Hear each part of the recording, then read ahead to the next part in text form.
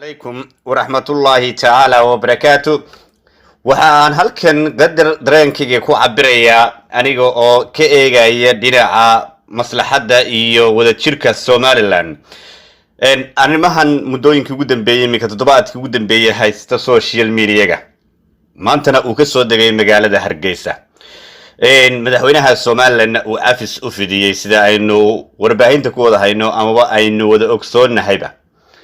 haddaba waxa isweydiin leh ceeb maaha madaxweynuhu ha u fidiyo afis. maxamed cumar carte qaalib ma uu hor iman social media-ga kama caddayn siyaasaddiisa mu oran waan xilkii aanu hayay Soomaaliya waan iska casilay mabdii Soomaali weyn ee aan aaminsanaana waan ka tagay ma uu oran. hase ahaatee dawladda Somaliland uu garwadeen ka yahay madaxweyne Biixi ayuunba iyagu isku camiray sheegayna inuu ninkaasi ka noqday walow ay u dhundolola maraan la xiriiray ay cadeeyeen inay isku dayeen inay wareystaan haatan yiri diyaar uma yihi inaan ka hadlo social media. taas jawaabteedu waxay ku cadeynaysaa in iyagu uun ay u umaamadeen inuu ninkani ka haajiray mabdii Soomaali weyn meel uu ninkaasi iskaga casilay oo la hayaa ma jirto xilkii Soomaaliya uu hayay iyo xildhibaanimadii xasaanada lahayd uu hayay iyo mabdii uu aaminsanaa meel uu iskaga casilay amaba uu kaga tagay ma jirto. hase ahaatee waa wax ay dawladda Somaliland iyagu ay sheegeen meel ay ka keeneen aan la garanahayn iyaga oo ku qarinaya inuu ninkaasi Hargeysa yimaado aabihii xanuunsanaya uu yimaado. rabbi waxaan weydiinaa marka hore inuu aabihii caafimaad sareecana siiyo.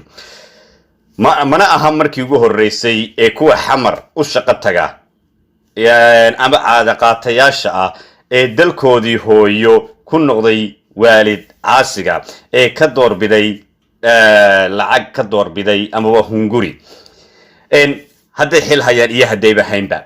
waxaa jirtay maxamed cabdilaahi Omar oo noqday wasiirkii arrimaha dibadda ee Soomaaliya inuu Hargeysa dusheeda laga celiyay isaga oo doonayay inuu ka qayb galo aaskii waalidkii xilligii xukuumaddii madaxweyne Riyaale.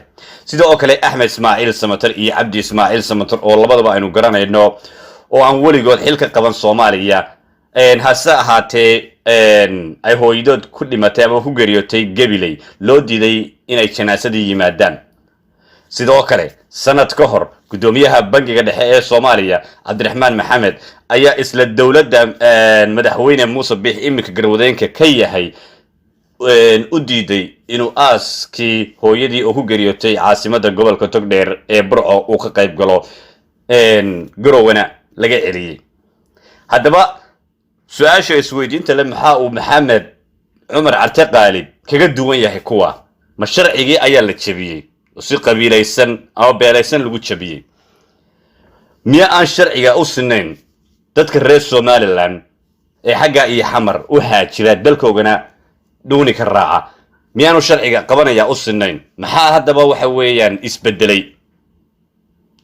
run ahaantii madaxweynaha haatan garwadeenka ka ah Somaliland Muuse Biixi Cabdi waxa cad inuu sharcigii dalkan u yaalay iyo qawaaniintii uga yaalay dadka Somaliland ka haajira amaba ka taga ee dalka Soomaaliya xukun u doonta amaba iyagu ka haajiraba ka baxaba in sharcigii lagu qaaday uu dumiyay jabiyena.